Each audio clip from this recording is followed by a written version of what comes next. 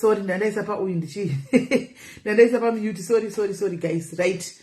Masquera say guys, Masquera say I hope Masquera zvakanaka. I hope Masquera zvakanaka.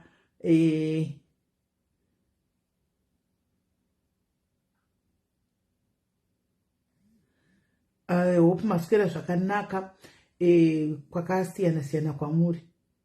Okay, ndauya online yavepo volume.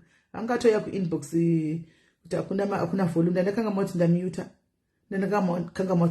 Right. Vedu kaendi kumbukudzayo vedu zvadoitigwa nengikiri.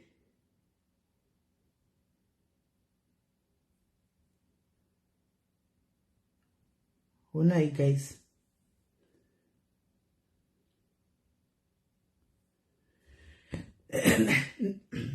Ndatenga ngikiri yangu guys.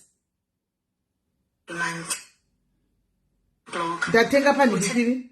Ndatenga mapegs angu online guys. Ndatenga mapegs angu online. Ndikaona mapegi ndikati mapegs akawanda online pa Amazon. Shega nditenge my life anyway. Ndionerewo zvandatumikwa.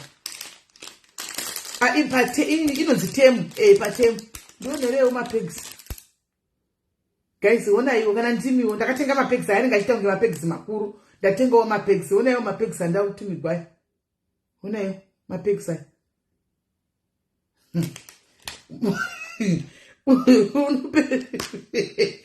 Chembere soko fungai malu murusera ni. Unopera strong yosena mwana. Guys, unongotini zvakaoma sikana. Una ndikana kuchinonika ichochi, chinoshanda ichochi. Pegs. Akatonzi 40 pegs, ndikati au yakawanda zvari 40. Anenge akawanda 40 pegs.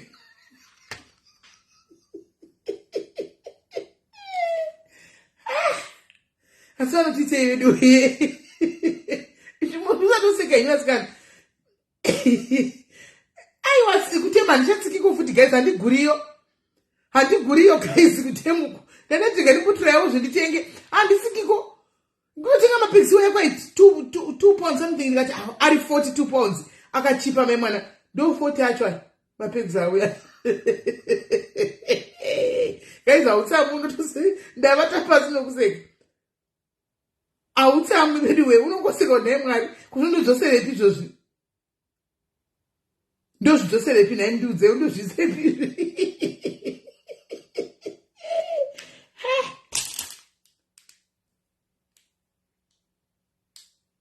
Kutoya zvakaputigwa mai mwana. Kutoya zvakaputigwa mai mwana. Tichigwe ichochi. Mapegs ndione asi naye anenge achinzi anoshandei kwati mapegs twemumapicture frame.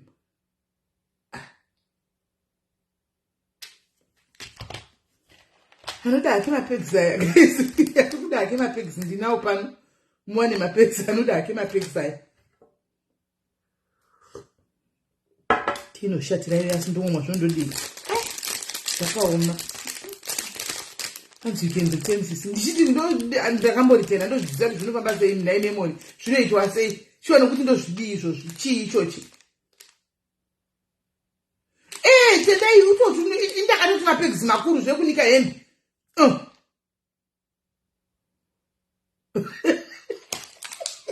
Kwai ndakambotenga airfryer ndikatumbigwa chitoi.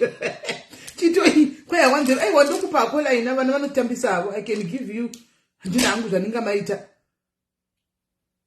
Kwai mamisha isangoona pegi rakakura pali nikiri rakangokura karakapostwa ndikati pegi guru iri rakapostwa zvekuti ndagoziva. Andakuziva. Zvakaoma. Anyway, tadzoka guys kuti tikontinye mberi nelive yedu yemasikati handitika yevana vari kupinda. Tagumira papatani. Tagumira papatani guys.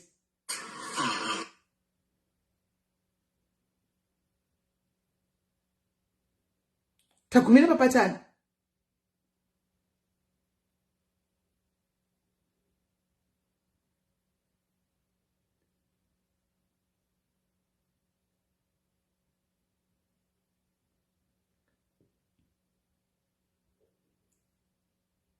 Tagumira papatani guys, party 4. Right, saka takuinda pa party 5. Takuinda pa party 5. Anditi tagumira pa party 4, takuinda pa party 5 anditika. Right, let's go back to party 5.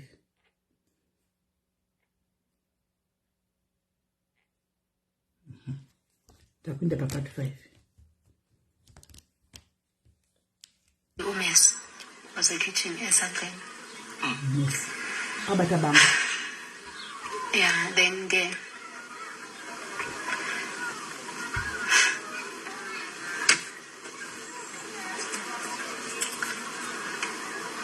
Okay, uthe neka shifta uje no baba sika bamba i-countera njalo sibona ukuthi like uyableed ane masibona ukuthi uyableed umama uya askrim Kambayele baba. abalekela ngaphandle Scream umama. yeah umama uya askrim abalekela ngaphandle Ngabeflethi.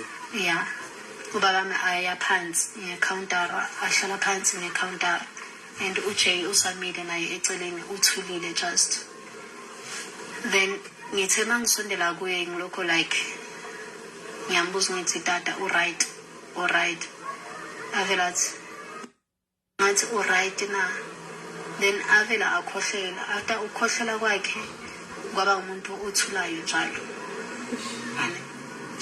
thene kathula njalo ngabona ukuthi lo uyaphenika ngathatha ifoni ngithi ngifonela i-ambulance athi lo ungafonela i-ambulance afonela ubhuti wakhe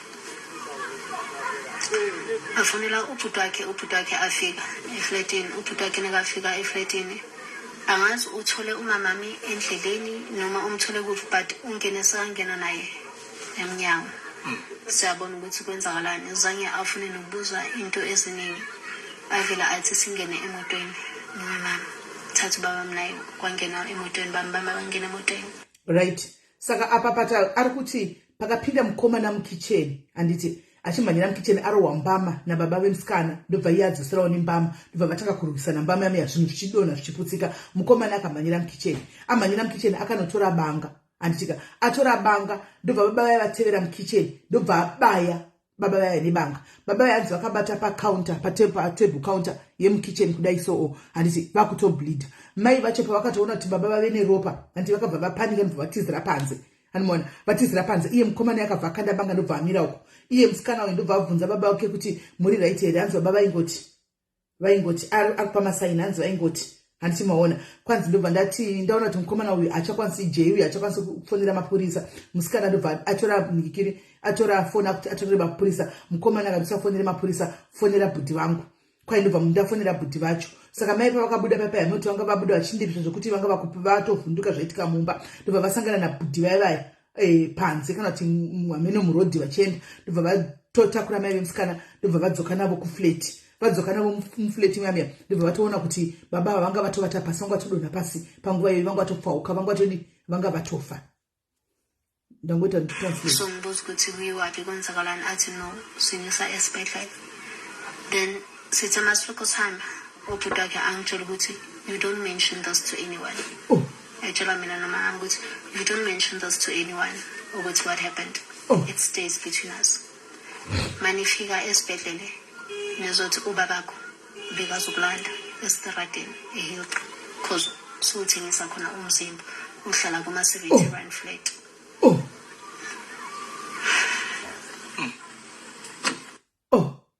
hanzi bhudhi vaya vakasvika vakati vaona kuti munhu afa vakabva vaudza mai vemusikana uyu nemusikana wake kuti zvaitika pano mese muri two you don't tell anyone vanga vatofa you don't tell anyone saka patakuenda kupolice rights now mapurisa anosvikotaura kuti iwe baba vako vanga vakutevera mustreet nokuti ndo maunga vachitengesa muviri wako uri uchigara kuma-70 kwai 75 rand flat ndokwanga uchigara saka you don't mention anything chaitika munomba mese nemimai you don't mention hapacha munotaura munosvika kumapurisa statement andakupai kuti wanga uri hure remustreet saka baba wako vanga vakuzokutora mustreet ndoma vabayiwa mustreet kumahure ndokwanga uchigara uzothi hlala kuma-70 rand flat uthengisa khona umzimba beyazokulanda khona then abanjwa inkunzi ngabafana athi uzama ukulwa then ahlatshwa kanjalo then umama uthi ezama ukuyiphikisa bathi i-choice yakho it's either nishona niyi-3 or niqhubeka ngestori lesi so-ke because mina bengibazi vele ukuthi abantu abanjani I've saw it before ngiyawazi ama-dealings wabo and I knew ukuthi le abekhulumayo into abangayenza vele Then we decided sithi masingena esibhedlela, it was Church General. Sithi masingena esibhedlela kwaba yistory leso ke. But sithi masifika kwathiwa akasekho sekashonile. Kanjalo. Yo! Kwanzi saka vadaro kuti amunouza yamusi kunotaura zvaitika statement ndakupandura munotaura kwanzi inini mai vangu vakamboda kuita nharo asi inini semunhu aiziva what they are capable of hanzi nokuti vakati zviri kwamuri either mufambe semuri 3 baba newe mai newe mwana mufambe muri 3 kana kuti you stick to the story then you spare your lives kwai saka inini sekuti ndaiziva kuti vanhu vanozviita vanogona kuzviita tanga tisina choice ndakangodza mama kuti chande ine story iyoyo saka takasvika kuhospital ndobva tataurawo story yekuti baba vangu yakuzonditora kwandinotengesa muviri mustreet ndobva vabatwa mukunzi ndobva vatraya kurwa back ndobva vabayiwa nebanga ndo story yatakataura but baba vangu atodi vanga vatofa kuti zikazikanani ukuthi niziniphuma eflatini nayo ba niphuma nayo kanjani because ukhuluma ngalesi la lele phansi nomuva ukuthi responde ubhuti ke uthathe buma 2 hours ukuthi afike because ngiyakhumbula bengihleli naye phansi ngingahlala nobaba phansi ngilokho bekathulile because uvele athi ngqonqo then akhohlela kayi1 then avele athula nje kuphela then ngahlala lapho phansi eduze kwakhe uje yena emele kude le asimnyama nothing bekuthulekile endlini bekungenamuntu okhonayo ubhuti wakhe uthi ufika sayingena noma nani. When what was going through your mind like abomaki kenzakalani since mama kaphuma scream security flat yazi indawo leyo ne bekungasindawo like uke wahlala emasababusini like everyone mind indaba zakhe ukuthi what happens in next door. Yeah, nobody cares. Bekuyindawo enjalo. And iflat ngathi flat or a complex ngithanda ukuthi iflat indawo ka J yeah because beku J lana ne then from a distance yeah no it wasn't like my flat straight but no begwa yeah my estate. Yeah. So no one in the estate saw anything, suspected anything? No, abantu babonile because sithe masiphuma sibambe ubaba singena naye emotweni. Bekukhona amakula ayi2. Beme ngaphandle behlala lapho. Bengaphandle bebhekile napho. Nama security bebuza uJ. Nguthe Mlungu, what happened? Mlungu, are you okay? I'm fine, my boss. I'm fine, don't worry. Relax. So, okay. Siphuma kanjalo. Ama security laba abantu nabo still abantu abamnyama security khona yeah basenza. But ama security from here bona ba at a distance igate la khona was at a distance. Yeah, before uzofika endlini. Yeah, so saphuma njalo siya eJobe General ne. Sesawaba then. Fika kuthiwa akasekho yeah. So at the time in Pumana, I don't get me aware of what's happening with our circle because I move. Mina, I wasn't aware.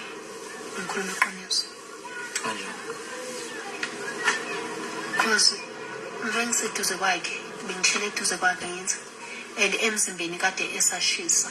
Esesawoma ithi umuntu nesashonile uyabanda. Because beka warm esashisa. Even masimfaka emotweni bekahleli eduze kwami. But kade esawona esashisa ukuthi nje kuphela bekathulile.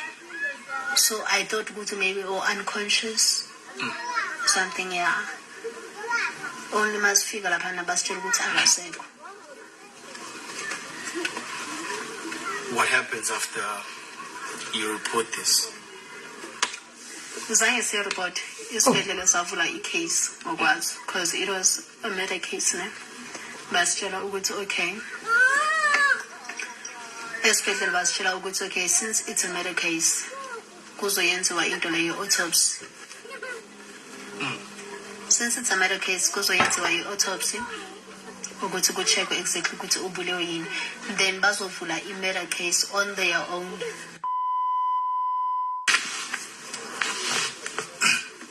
So manifika esibhedlela? Yeah, masifika isibhedlela sasinifoma ukuthi sizovula i-case ngokwazi since bekuyi-murder case and sizoyenza ne-autopsy kababami.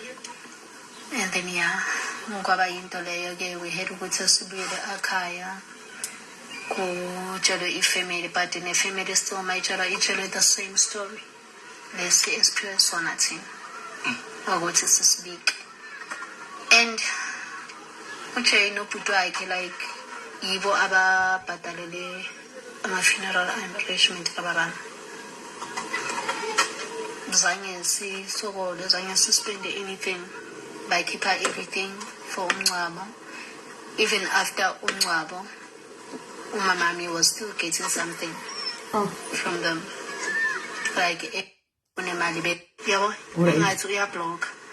Hanzi saka vasvika kuchipatara pepa yanditika yanga yave murder case anditi manesa kasvikoti imurder case saka tisu guys ndechida kutranslate kana yati rebei ndikatranslate zvidimbu zvinoti confuse anditika saka hanzi vasvika kuchipatara kwakuya vakasvika kanzi imurder case saka tinotovhura toketi tiri isusu nemapurisa because techida kuita inonzi autopsy ndizvo kuti paonekwe kuti akafa nei chaiko chaiko. Saka ivo vakaramba vakasika kustori yakanga vaudzwa yaya kuti vanotaura izvozvo oro else vanourawa ndobva kwavhurwa case handitika kwavhurwa case yoendeswa kumapurisa kuya handiti. So even after everything zvaitwa vakabva vangoenda kunhingirikiri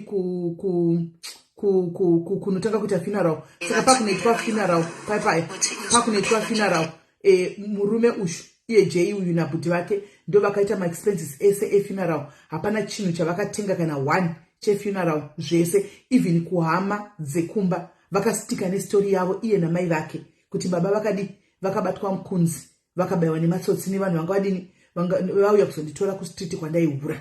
Ndo stori yavakastika nayo iyoyo. Hanzi even baba vavigwa vakaita zvese baba vavigwa vakaramba vanhu ava vakaramba vachingobhadhira mai vacho something handimaona vakangochengeta secret. Saka takuenda kufinal part regaitinzwe mali yakona only stopped and recently mabengizohlukana noJay, that's when mamami estopa ukuthola imali yakona. But ever since the relationship yami naye hasn't been okay, because nasekhaya angisayi kangako, because every time angisekhaya it's always that thing ukuthi ubabakho akasekho ngenxa yakho. If wena you didn't choose ukuphila le lifestyle boyiphila, nabo ubabakho usaphila. Sithi noma sinokuthi sixabane uzovela angikhumbuza ukuthi ayingaki amantombazana alahlekile ngenxa yakho, ayingaki amantombazana ashona ngenxa yakho, kude kwashona nobabakho at the end ukuthi ude ubone ukuthi le lifestyle oyiphilayo ayinangqondo. So angisayi kangako ekhaya ngiyaya ukuya because umntana wami uhlala khona ngikhulisela umntana and uyamthanda ke kakhulu, but mina naye a relationship yethu ayisekho ever since. akatoita mwana nemukomana ushu. Hanzi mukomana uyu anga kutamba mind games manje vakaramba achipiwa mari mai ava kusvikira izvo zvanzi recently apa, but akaramba achikontinya nemukomana nemukomana uya, but relationship yanzi yanga isiri the same. Hanzi pese aigara achindudza kuti ndiwakauraisa baba vako nekuda lifestyle. Vasikana vangani vawakauya navo pano vakaenda kunze kwenyika nekuda kwako iwe ndiwe akutoita kunge mwana uyu musikana uyu ndiye ane mhosva handimaona. So hanzi saka ndakazongoramba tichingonetsana inazomboita the same relationship yedu because zvese anga kugara chindituka nazvo kuti vasikana vakawanda vakadisapia nekuda kwako ndiwe inovatora indovazivirepi, vamwe vakafa nekuda kwako ndiwe inovatora baba vako cheva vakafa. Saka panga paane mwana, saka hanzi mwana wangu ariko anochengeta mwana, ndinoenda kunoona mwana, but relationship yedu haisisi relationship yaya vanga vainayo. Mai vakabva kuramba kwavo kurambana kwakaita ndokustopa wakaitawo mai vaya kuti varamba chipiwa mari yavaipiwa iyayi. That you were living, do you have any regrets? Would you go back to Lembi? Honestly speaking. Honestly speaking, I would go back to Impilo Lene if only it didn't involve ukuthi kumele ngithengise abantwana babantu. If it didn't involve ukuthi I had to sleep with different men in order ukuthi umuntu engiphila nayo akhone ukusila amadilo wakhe. Yeah, if it didn't involve those two things. But yeah. So what's the reason why you and the guy broke up? The reason mina naye siyahlukana, like ngathini ngingahlakanipha, I saw ukuthi he was making money. He was making a lot of money than what I thought ukuthi uyenza imali engakanani, and I wanted more. Instead of impahla, unkhipha, ama-holidays, into ezimnandi, I wanted the cash, the actual cash, yabo. And yena bekuwumuntu ukuthi I can never give you cash, because the moment I give you cash, you're going to leave me. I can buy you and give you everything you want, just not imali. Yeah. So mina naye saqala uxabana lapho. Sasazwani lapho. So mawuthi ubona ukuthi ba yenza imali, ubona kanjani with the girls now that he's trafficking? Yeah, uJB yenza imali, I don't want to lie. Because mawuthi uyabheka ne. If ngizoletha intombazana A1, ane. Already intombazana leyo ngokuthi ingithumelele izinto a half picture, a full body picture. Ane. Already sekunama beat are more than 6 from different foreign nationals. Abapidayo intombazana A1. And every time intombazana A1 would start from 10K. From 10,000 intombazana A1, amabit akhona aya enyuka. And I didn't only bring intombazana A1 and go. I made sure ukuthi by Friday mina more than 4 or 5 yamantombazana engiwalethayo. So imagine kwimali leyo bekayenza, and bekathi nekayithola ama-transaction wakhona beyoba cash. So bekayibala right in front of me. Yeah. So bekathi nekayibala phambi kwami, obviously inhliziyo nayo ayiphakele. Yeah, ayifuni. Nami I wanted the actual cash, but i-cash yakhona bengayithola. Mskana uyari kuti abvunzwa kuti saka, do you have any regrets in the life that you were living? Zvikanzi, truly speaking, I wouldn't regret. I can only regret the part kuti anzi, can you go back kuti unotaka kuita basa iri zvakare? Akati yes, if it was not going to involve kuti nini ndinomuvigira vasikana ndichinzivacha nevanhu ma-business associates ake, I would go back to that life. Zvikanzi nemhaka yei? Zvikanzi because Jay aita mari zvekudaro mari, zvikanzi saka kauchitaita mari kureva kuti chi? Zvikanzi musikana 1 ndaiunza vasikana nditi musikana 1 watenge taunza picture yaitumbwa kuvanhu 6 different national foreign people. Antika munhu aitaka kubhidhiwa pa 10,000. Antika abhidhiwa pa 10,000 pavanhu 6 avari kubhidha munhu 1 wanenge vada vatobhidha kudaro. Munhu aigona kuzotengwa kana nemari yepamusoro-soro. Andiwana iye musikana uyu achiona, animaona. Saka abhidhwa kudaro otogwa nemari yepamusoro, aita mari apa. Iye anga asingaunzi musikana 1, hanzi ndaimeka sure ndaiunza vasikana 3 kana 4 per week. Animaona. Saka mari yaye aitoiverenga pamberi pemusikana uyu achiona. This girl wanted more money, but Jay anga asingamupi mari. Aimudza kuti tinoenda kuma holidays, I can buy you anything, hembe, everything zvaunoda ndinotenga, but mari cash handikupi, because ngakupa cash uchanditiza. Saka therefore anga asingamupi mari. Saka musikana uyu wanted more cash. Saka ndokukonana kwakaita, ndokusiyana kwakaita mu-relationship mavo, because uyu aida more money. Mukomana anga achiti ndibuditsi mari, I can buy anything but mari handikupi. Saka ndokusiyana kwakaita mu-relationship iyi. Got ama-accessories instead of cash. So usually preference yamadoda bekuyini mantombazane? Was there any specific girls type that they want? No girl is useless. I always say, actually, no girl is useless. Ayikho intombazana useless. Whether uyisdula, uslender, unomkhaba, unama-stretch marks, akuna girl useless. Every intombazana is worth cash. But mostly, amantombazana bayithanda. Amantombazana appetite, like ama-slender girls. It was for Caucasian guys. Ama-Caucasian athanda Island. Yeah, it was for them. But bekuba just one night stand. Okay. Yeah, Island abezingalast isikhathi esingako bekuba one night stand and all. So lapho beyangenandaba nabo because bebengamletheli imali. but mangizoletha intombazana efit enomzimba, intombazana echabi, intombazana esidudla, ngentombazana enjalo uyazi ukuthi ngentombazana like echabi angayenza imali through milling. Umula amantombazana amila ama-drugs, yeah. Oh, okay. Yeah, angayenza imali through Wait, yayo. for a person who does not know a drug mule, yini drug mule? I-drug milling ngathi mangi-explain ngelanguage yami ngathi intombazana like kumele ugwinye ama-drugs. Uyawadla beswarap around ama-condom, siwafake i-jam. Yeah, then it makes it easier ukuthi uwagwinye, but nakhona bekungavumelanga ukuthi ugwinye more than 10 yakhona. If sibona ukuthi usakhona, it would be 12 or 15, but not more. Then it's easier ukuthi ahlale esistemini yakho until ufika kule destination yakho. Yeah. Right, arikubvunzwa kuti saka vasikana vaidiwa chaiko chaiko ndevapi? Vaidiwa vangwati pamarket nemunhu wako. Zvikanzi hanzi aigara charlotte hakuna musikana musikana asina basa. Whether une ma-stretch mark, une dumbu, uri chidhudla, uri vatete, aingoti munhu wesane mari. Asi maslender aidiwa nemakaradhaya. Ndowati ndiwa makaradhiwa moti maconcussion, hanti ndiwo maconcussion amene wari kutaura maconcussion amene. Kwanza saka ndo vaida maslender asi vangu vasingamupi mari yakawanda because vanenge vari one night stand. Aingopiwa mari ipapo. Asi wandaiti ndikaona vari chabi ava vakasimba aivafarira because vaiunza mari yakawanda because vaishandiswa kuita mamul. Ndopa abvunza kuti mulchi, madrug mulchi. Zvikanzi taisho ndivai vanomedza manogwinya, vanomedza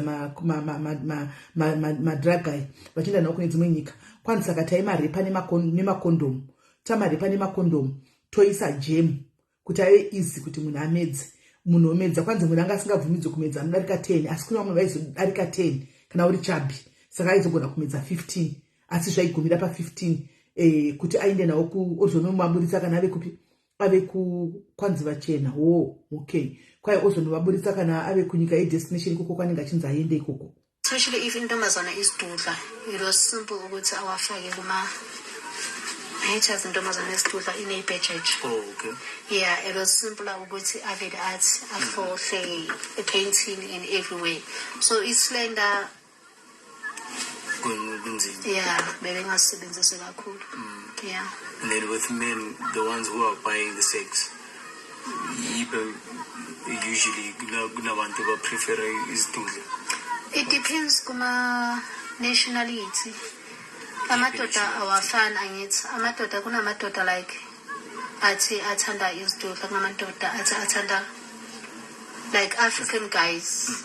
Yeah, bathanda abantomazana achabi anomzimba. Yeah. E-DRC, e-Angola, mostly they loved amantombazana achabi anomzimba. So I would make sure ukuthi mangithola amantombazana ngibatholela amantombazana achabi anomzimba. Ngiyazi ukuthi okay, uJ has about ama-client abo my 6 or 7.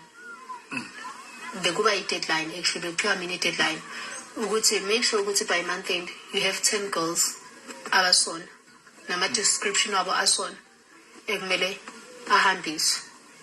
So mina I'd have to make sure ukuthi ngiyareacha i-target leyo ukuthi kuhambiswe amantombazana njalo. Then kube khona amantombazana engiyazi ukuthi especially bengitargeta abantwana abase-college, abase-varsity, girls who can't pay off ama-student fees wabo. So mangakwazi ukubhadala ama-student fees wakhe and all, it was very simple ukuthi ngikutholele a guy who wants to be legal in South Africa. Ukunikeza imali wena uyasayina nje kuphela naye ukuba legal in South Africa. Amantombazana ase-Eastern Cape besiya as far as Eastern Cape just ukuthola amantombazana ya sure. Right, handi muri kunzwa hanzi saka ava vanhingikiri zvaitika ndo panogumira nyaya.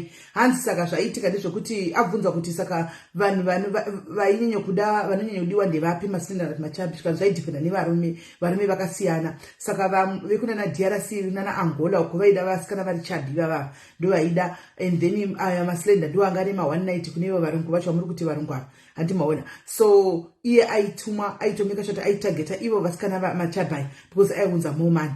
chero mari yacho anga asingapiwi. Hanzi would go as far as kuEastern Cape kunovaluwa pane vema one night stand aenda kunda kune vana vari kumayunivhesiti ndo vailuwa ivavo nokuti anenge asina mari yekuuniversity kayeuniversity fee kana kuti mari yechikafu kana chii. Saka it was easier kuti aende ikokoko avaluwe kuti vauye vaite chiprostitution vopiwa mari yechikafu. Mwana uyu atori evil guys, mwana uyu very very evil andimaona. So ndo pane inyaya iyoyi andimaona yanhasi. It's a true life story. Ichangoitika ina nguva inyaya yekuti confession iyi yabuda izvozvi, haisi confession yakabuda kudhara, yakatobuda nesuro confession iyi nanhasi yazoperedzegwa nhasi. Anti muri kuona. So tati kutaura nyaya iyoyi yekuti vana vakawanda vari kuwanikwa vachislaya ende pasocial media kuma Instagram kupi iyi yakaitika pafacebook. Inyaya pafacebook ichi andimaona aitora vanhu pafacebook apa ndopaitora vanhu vake ndopaitika game rese andimaona. So tiri kuti vana vakawanda vanotogwa vanotorwa moyo nezvinhu zvavanenge vachiona apa pasocial media.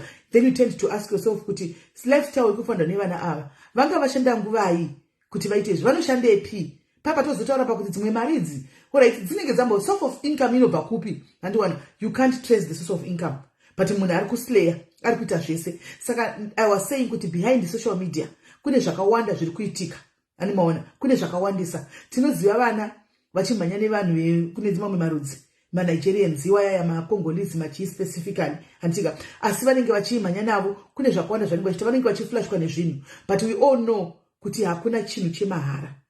There is nothing for free. There is nothing for free. Vazhinji vari kutakura mazvinodhaka izvozvizvi. Vazhinji vari kuitwa prostitution iyoyi yekuti anenge achitotengesa. Vakomana ava vari mubusiness. These guys are in business. They are in South Africa to make money. Vatori mubusiness. And they all know people are peanuts. Iwo vachisara nemari yakawanda. Washandiswa. Iwo vachisara nemari. Vakauraya vanhu vakawanda vavaitengesa kunze vachiti vaita human trafficking vaya vachivaendesa kunze. Vaenda havana kudzoka.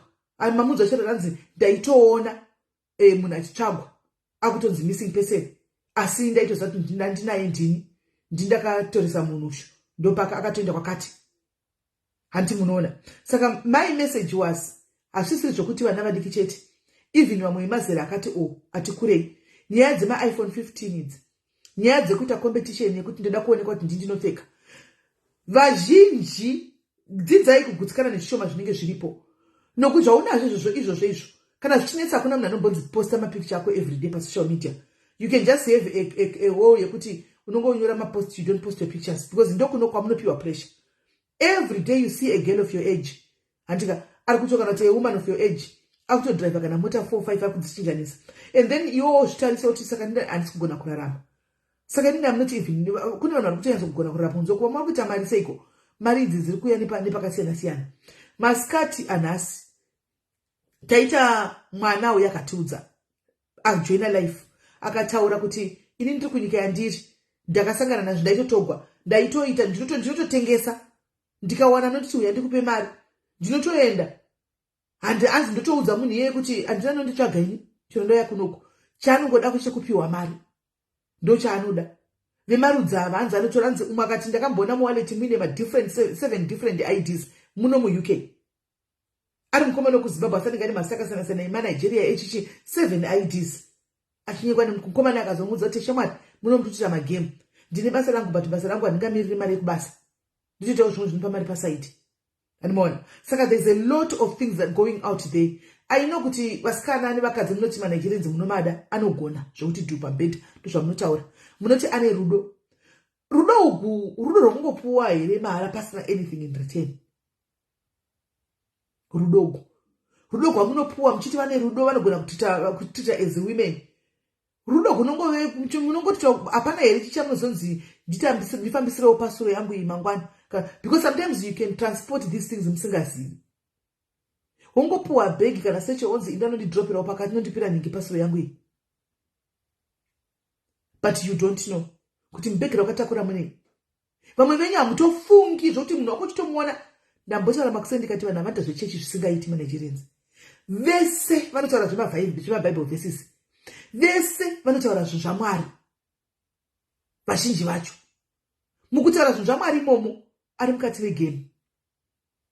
Unenge usingatombofungiri you you'll be the last person to think kuti munhu anda izvo because anenge achikuudza kuti Mwari vakanaka ngatinamate Mwari vanozodai ufunge Mwari vanopindira haumbofungiri kuti ndozvanenge achiita haumbofungiri ndinotorera bhegi rangu rinondisvitsirawo pakati address iyi nenyaya yekuti munhu wako anogara ari muchechi achinamata achiita zvaMwari haumbofungiri vamwe venyu mutorera maone nyasha uri kutakura mabhegi every time uchinosiyiwa mapasuro hautozivi kuti munenge munei ukutakura zvinhu zviri kuenda kunouraya vana vevamwe vanhu zviri kuenda kunouraya vanhu madrugs iwe wacho urikufamba wakatakura jere nokuti haufungiri munhu wako zvachose kuti munhu wangu anogona kunge vachiita zvinhu izvi kwauri is portraying to be this saint munhu anoziva Mwari nanoda Mwari but behind that are Nigerians for you maNigerians ndo zvaanoita handisina mbona Nigerians katauri zvaMwari vanokubhilivhisa nebhaibheri zvokuti unobhilivha newega kuti chokwadi hanomaona kungoti tionesana nekuvhurana masiso nokuti chokwadi vazhinji venyuka vana vanomhanya nemanigerians vanonzi vanobudisa mari havaomeri vanofanda malifestyle ivo avava handika but handifunga kuti vanokufanda lifestyle for free simply because uri kumupa makumbo obva kufanda lifestyle for free. I don't think so. Panenge paine catch inenge itoripo yausiri kuziva iwewe. Anyway, ndinoda kuopena malines. I want to open I have a story to tell zvandakaona zvakaitika. Yes, Nolin, this is why I'm opening the live the lives right now. Admin team, can you please pin in the number in comment section? Ndinoda kuti muuye nenyaya dzenyu. Handika, we are not judging, and ndafara masikati pauya mwana waitora nyaya yake panapa abuda pachena, and no one judged.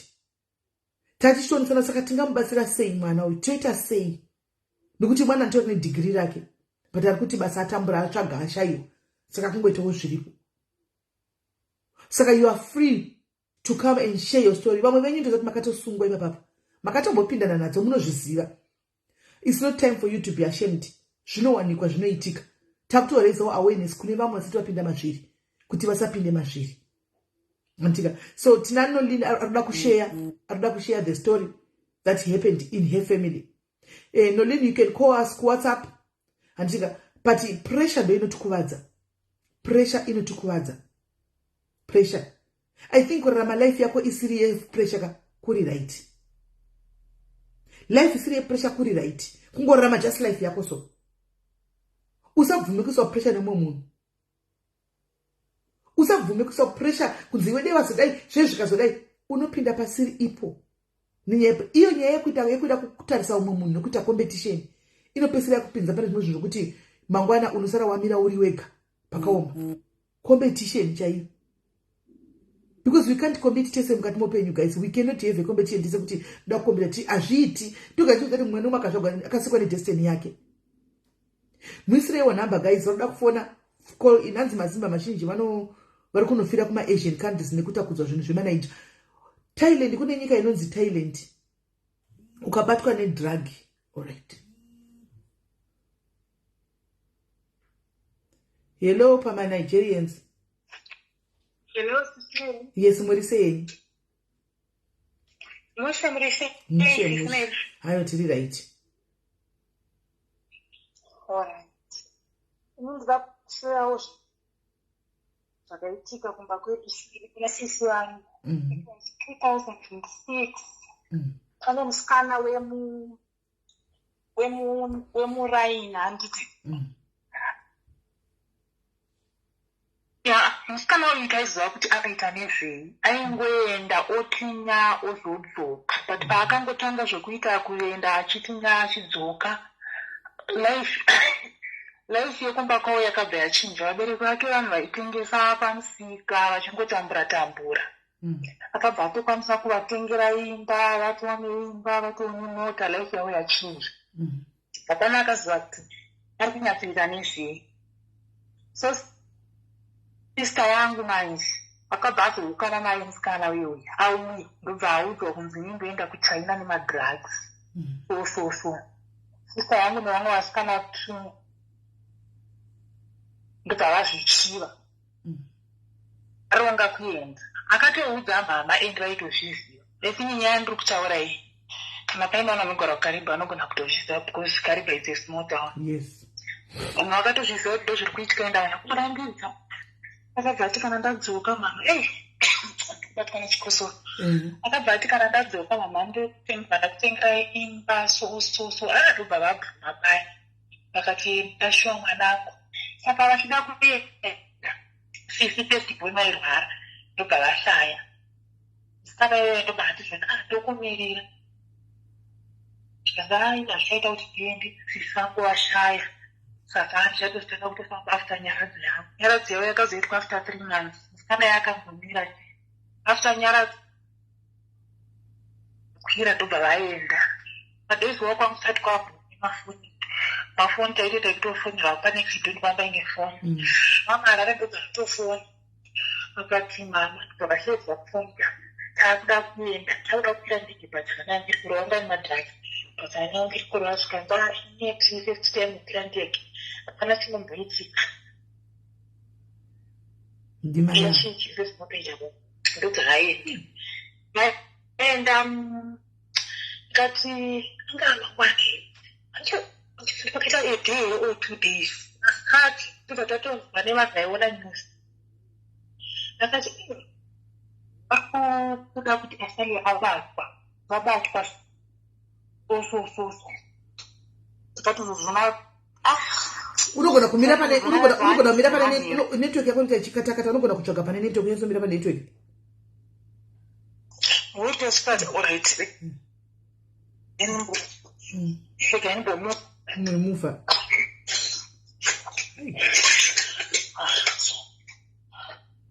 zvasvakanyuzi dzevanhero ndikakatozviona vachinzi vakati vakabata vari 3 amena kuti zvaanani but wakaisa paloudspeaker bvisa paloudspeaker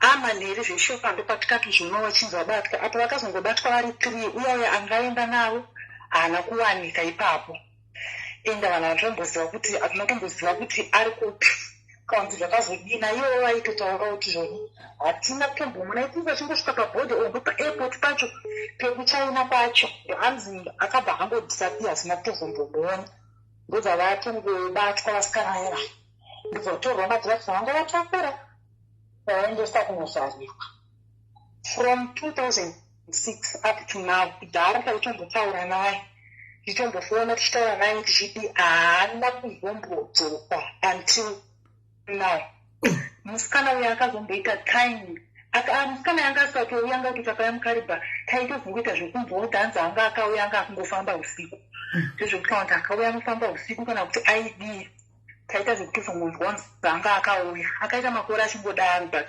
akazoshaya hake last year akatoya akatovigwa mukaribha ino nazvino kuti tinyatsoziva kuti chii chakanyatsoitika chaiko kuti musikana ndiye anga akavatengesa kana kuti vakabatwa but iye ndiye akaenda navo after auya achiratidza kalifestyle zvekuti airarama zvakanaka zveshe zvoratidza kuti zvinhu zvakatomuitira akaenda nevasikana ava vari 3 vakatonobatwa ndipo vakapedzisirawo kumuona havana kuzombomuona isusu mukaribha kana kuzombomuona hatina batainsoita kunzwa kunzi anga akauya akazoshaya hake last year akatoya akavigwa sisinelini yekuda kalifestyle yangodibata zvangu nyaya idza kumatanga kuitaura pakazamboona live nyamatanga zvakaitika kumba kwedu akasiya mwana aine 3 years ndozvino mwana akatoroorwa atone mwana wakewo tatokanganwa nezvazvisiwe saka imimi muri kuti imimi hamusi kuziva kuti ari kuti kwati ariko kujerere kuchaini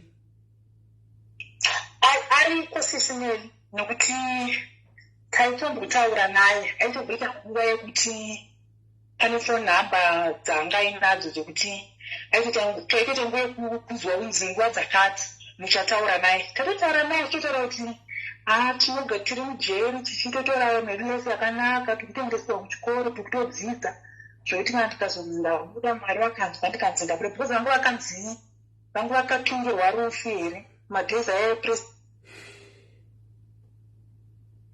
andobva vataura nawo ndobva vazonzi license dzeo ndobva kwazombonzi vakuda kuburitswa vasikana ava kunzi vauye kuzopikira kunyika dziri kudhuze nekunoku here nekuzimbabwe ivo vachitotaura kuti kungonzwawo kudaro but hatisina kunyatsouzwa information yavafana kuti tinoburitswa here kana kuti hatisi kuzoburitswa. Aichimbotaura naye zvakazongopera zvakadaro. I think pakione 2 or 3 years ipo zvino. Hatitozivi kuti chii chiri kuitika. Hey, saka you are telling me kuti atorimo vakatonzi life in prison?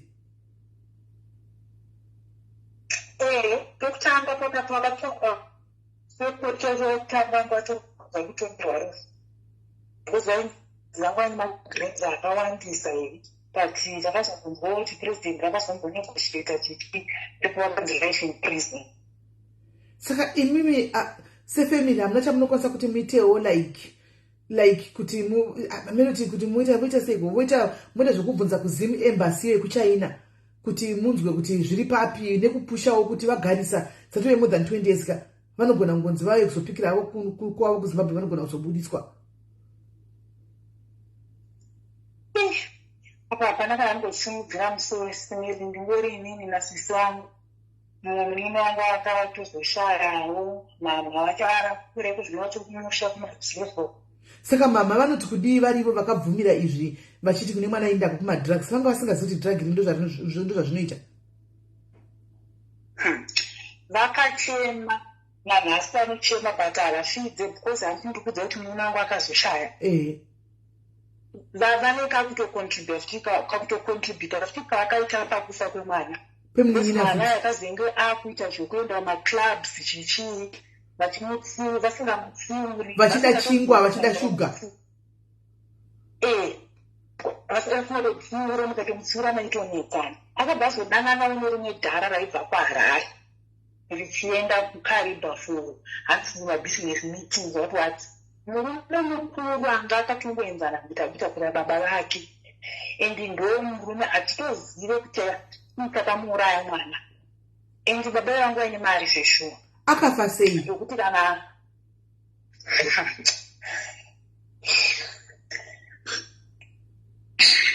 shame. Sorry hako. Sorry mnin'ina wangu. Shuwe. Handisi vaigara na izvezvokuti vanga vakugara naye pamba vasara vari 2 iwo nemwana. Ini ndandabvawo zvangu ndaenda kwandandambororwawo nemurume wangu patinetsana. Saka vaigara nemwana pamba. Saka takatanga kungonzwa nevanhu vachiti munini wakatazomona club. Korinoziva iri Saturday ndabva kubasa masikati. Ndanzwa nemumwe munhu achiti munini wako takamboona nezuro club yakati. Ndobva ndaenda kumba ikoko ndakasvika ndakamona akarara zvichova kuma 12. Zvekurara zvichiratidza kuti munhu haana kurara mumba. Saka tuhembe manje twanga twakakandwa kumakumbo kakashoti nikatotwa ngakandwa kumakumbo bandazvinonga pandaenda panze pangu akagara. Ndikati kumwana kwanya kupfeka izvi endakazvipfekera kupi. Uwo marariro akaita ndiye munhu arara mumba here aramba yezvinhu zvandakatongopfekawo nezuro akagara pano. Saka uri kutarira kupi vandasvika pakuvabudira pachena. Saka zvakazongosvika kuti ndozvaanga akuita haachatsuurika bhozi vaibushisapota. Pakazosangana vangu baba baba vakuru ndobva vatorana paya vakudanana baba vazopesera kuti ini ndakakwaza kuru takutoitwa ana mai guru nemunhu mukuru akadaro handichatode kuti aende kumaclub because chichi ndobva vatomubvisa pamba paigara bvaenda kunolojerwa kunonzwa haiti kunodhura so alojerwa ikoko zvazvo kutofaya paya kuzozvifarira kusvika atotengerwa pamota kake pane imwe valentine so atengerwa mota inini vakunditiwo dai watobvunza kuti hana shamari here watagirwa munhu arirevava because vanotori nechiyamuro tichii paya ndobva razviidino. Saka vakazongoti iri mewiki ndobva aenda kumusha nayo mama kumusha kwamai kwavakazvara chikanzi akaenda chiri chitatu ini anga 2200 ndikati handine kubasa chichi ndobva vaenda paya Friday Saturday kuseni sekuribva wafona ukati munini ari kuzarirwa chichi ndobva paya time atakumtakura taenda nayo mavhinji hospital tasvakare hospital. ndikutenda hangu masters mimi aisa masters I thought ndikutenda hangu mimi aisa masters. Alright. Isaturday iyo yanga wabva kukaribabzo chitatu vaendeswa kumagwinji hospital zvikanzikare hospital ndobva svika kare hospital ndokwaakanoshaira takutozofonerwa paya mwana ashaya so everyone was shocked because paakatoenda kumusha akatori right vakatoenda nekamota kawo kapo ndiye akatoenda achidhiraivha vari kutungamai vake inanga atomboti zvoni ndozokuisa mari wozoteera friday kana wabva basa pandozvano handisi kuda hangu kuya kumusha saka ina hangu chakazondinetsa parufu rwacho mudhara wacho maitwa akaita sei he did everything akavigwa zviri classic zvokuti noramba kuti parufu kukwanarwara saka iwo mwana wangu akungoti kumusha ikoko kwaenda nemota ndiko kwauraya mwana wangu but inini ndakasuspekta mudhara iyeye kuti anenge munhu aiita maybe zvomushonga what yeah.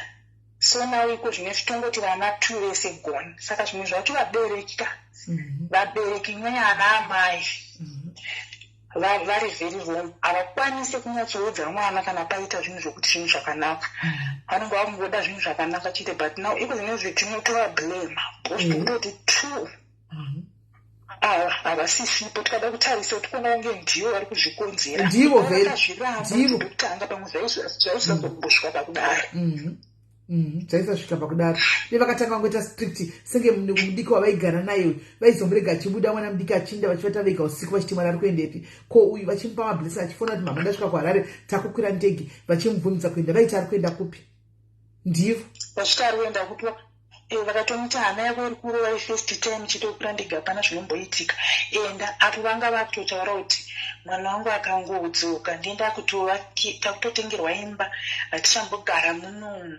takutonotengerwa imba yakanaka ndakutotengerwa mota zvakazoenda nekupi uyu mudiki futi vakumukurudzira kuita zvinhu basi vaitomubikira kuti unomupa chikafu akarara bhozi anenge asina kurara pamba kuti unomunokera kuti chikafu ichi idya wotovhara dho kuti hanzi adara kurara akashaika rini mwana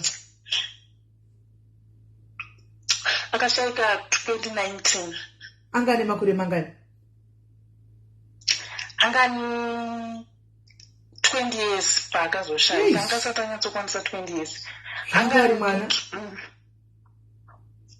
20 years we still remember kuti 20 years dzake takatozocelebrate anga atoshayai tuntumwedzi akada kungoteerana nebirthday rake saka mai vako vanonzwa sei vachiona guva remwana wavo pavo kumwe mwana vachazikwa ari kwasara imi vacho vasina vanonzi hamuna memuchonzi hamuna musoroka hamuna basa imi vanonzwa sei right now kumba kwangu vakatezenge vatomira kuuya vachitoti bosi ndaigara mu1 room saka uyu paanga kulogerwa nemudhara uyu anga kulogerwa kaflat kane bedroom kane dining chichi vanga vatenga vakutorega kuya kumba kwangu vachiti handiuye kumba ku1 room kuti ndinodya ndakagara pabed but zviri kupi iko zvinhu vakumusha manje mazuva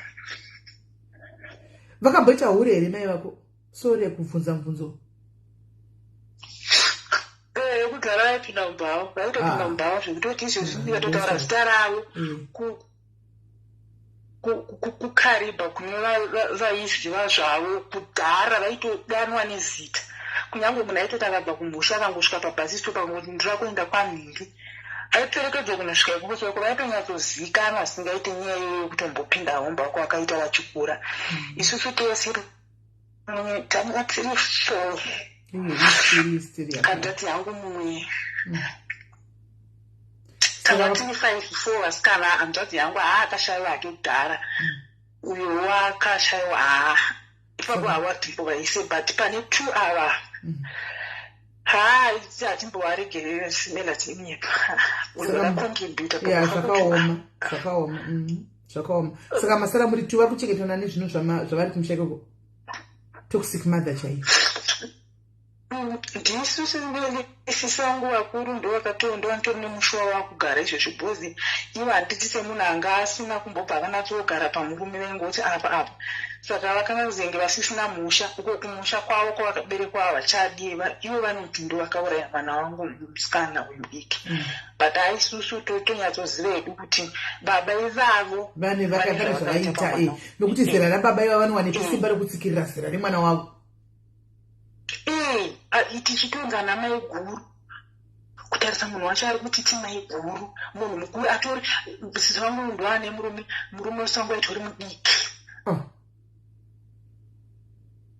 tichitonza ana mai guru nemari yacho mubusiness meeting yacho vamukuru vangu vaimbonyadzidza kuda kubvunzisa kuda nyatsobata kuti business meeting iyeyi yavanenge vanoita nezvei. Vamukuru vangu vaita kuti hazvitobatiki zvavanotaura sekura kuti business racho nderei. Saka ndofunga vangu vakatongoya kuzotsvaga munhu wokutotoresa zvavo kuchekeresa. Uyo akabva asvika ndobva angowirawo mazviri nekuti mai vacho vaidawo kalife style kekunzi ndichatozotengerwa mota, vanhu vachandiona ndaakugara imba hombe, ndaakufamba nemota nekuda kwevana vangu, but zvakaramba. Saka ukama hweizvo zvina mai hwakamira sei? Samai hapana zvokuita sekuitwa ndidhisemba taitoyeko kumusha. Samai hapana zvokuzoita but munombotaura navo here imimi like maincidents iwaya? Takamboda kutaura vakaudza nzvadzi yavo kuti ipapo handiti tinatofanira kunzi chibhadhare, tifanira kubhadhara because tine musi watikavaonesa vakachema vakaridza mhiri. Takanyatsovaudza tikati zvese zvindini inini chai chai pandikaramba nemurume wangu dai ndakada kuvatera moti ndingadai ndakadii koza vakasvika panguva yakanti ndipe mwana iwowo ndigare naye upoto uchitiwo manheru unogeza zvibuda zvinoitawo vamwe vana vezera rako. Saka taivaudza zvese izvozvo kuti ini dai ndikadawo kuteera ipapo nhasi unongadai ndikatofawo izvezvi izvo nhasi ndingadai muri kuchengetwa nanapa at least tiri kubatsana titu. Uyu asadai tisina kumufurira kumukurudzira kuti aende kwaakaenda. Vanhu vanobva vabongomora mhere ubva vati mandi accuser.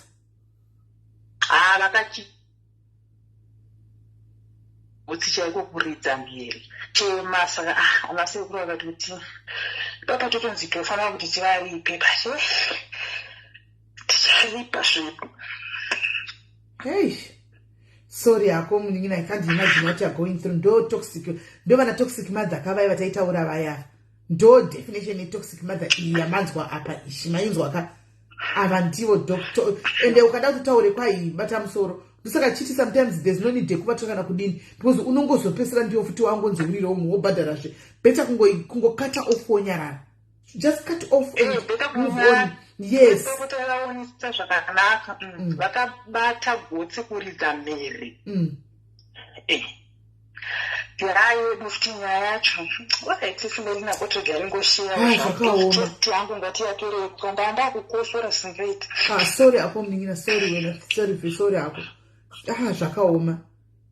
Iyo kayo mavanzoka toxic mother.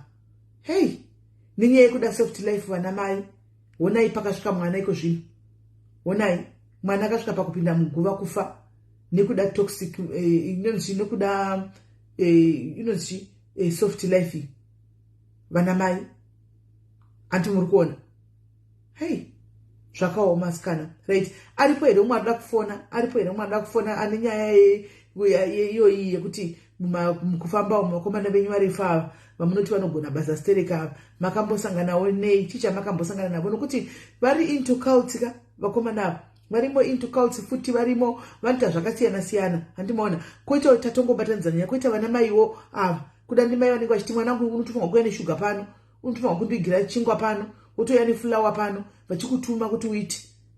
Chakungobatanza nyaya guys. Anoda kungotaura nyaya yake ngangofona. Well done sure kola pakuudza mai vako chokwadi even chero vakaramba vakabata gotsi vakadini but chokwadi vakavaudza ende vakatozvinzwa ende vari vega sometimes vanotombofunga nezvazvo kuti ndakaudzwa chokwadi. Mwari atibatsire vana mai shuwa kuda shuga uko neiyo fulawa yekubika makleve.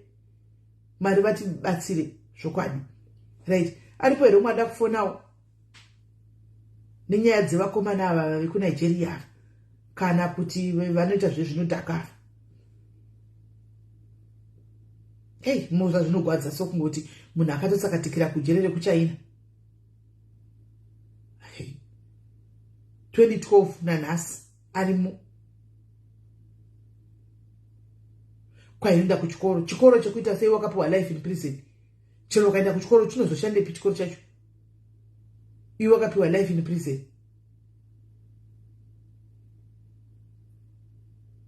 Saka musikana uyu kuti ndiye akavakwenyera iye akadistract akabva apinda. I think ndo zvakaitika.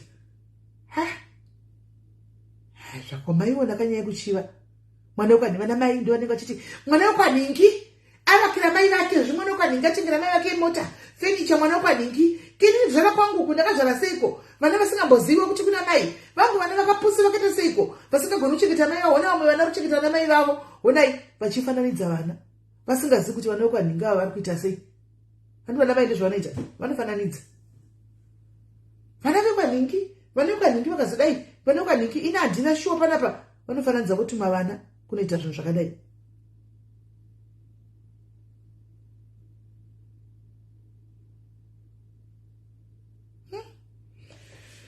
zvakaoma guys pane vamwe vanoda kufona guys kana pasina zvaidu tipedze life tozoya hedu mangwana tokonja nematoxic mothers ya nematoxic sons or daughters maiona here video yemukomana wamapoison pakamapoison palife guys nenyaya yekuti mukadzi akaura zvakaoma palive kudunga poison vanhu vakatarisa kudai kufira mukadzi asi vanhurume so asi zvoda murini uchihurira vanhu vakadzi vokuti vakasimba havafi imi kungonzi mutsvaru motomwa poison musadaro so varume musadaro imba munohura vakadzi havafi wani vanongochema vachinogwafa ituko asi havafi koimi munogozofa sei kana mahurigwa handiti munhu anongopfugamira imba yake ona mata zvatongoitawo vakadzi kuchema tichitsanyira dzimba dzedu mopindawo pamutsanyi varume muchitsanyawo muchevera dzimba dzenyu hati ndizvo ndizvozvo zvakaoma varipo here vamwe guys mangwana mutifungidze guys pandinouya ndofunga iko zvino izvi vanhu havavata nguva iyi idza 10 to 11 dzekuafrica zvichaiti ndifanire vanhu mangwana ndidzoke kuve kuramba kusaina mapepa akatonditi handisaini divorce ndikati ko indava zvikanzi handisaini handimuda handisaini saka zviri kundinetsa rigaitigoti mangwana masikati ndobva ndafonera vose murume nomukadzi tiwe kuti sei asiri kusaina poita zvakare mukadzi akauya nenhikiri nepost yekuti murume akaba mwana pachoga mwana pano iwe uchiziva kuti wakanosiya wakanoramwira murume wako mwana wakanoramwira murume wako mwana wega murume akati kuti saka unoti mwana chienda pasada ndidini murume izvi akaenda kumusha kunosiya mwana asi wakauya achiti kwanza murume aba mwana saka murume wataura zvose chazvozviposta mangwana moya mose palife nokuti mwana akahanda kubiwa murume akatoenda kunosiya mwana kumusha nokuti kubasa angasazakwanisa kuenda aenda basa nemwana mutanga arambigwa mwana adhambigwa mwana nemukadzi